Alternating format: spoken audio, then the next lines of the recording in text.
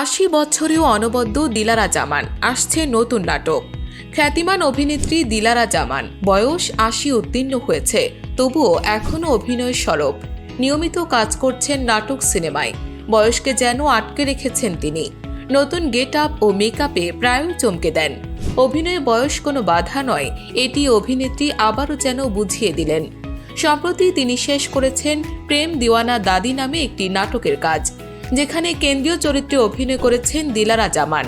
নাটকটি নির্মাণ করেছেন কামরুজ্জামান পুতুল। শিগগিরই নাটকটি একটি ইউটিউব চ্যানেলে প্রকাশ করা হবে।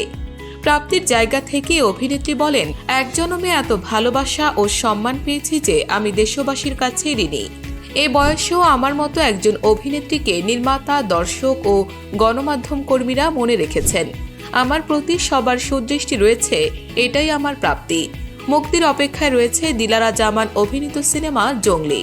আগামী ঈদে এটি মুক্তি পাবে বলে জানা গেছে। সিনেমাটিতে জুটি বেঁধেছেন সিয়াম আহমেদ ও শবনম বুবলী। আরও কাজ করেছেন প্রার্থনা ফারদিন দিঘি।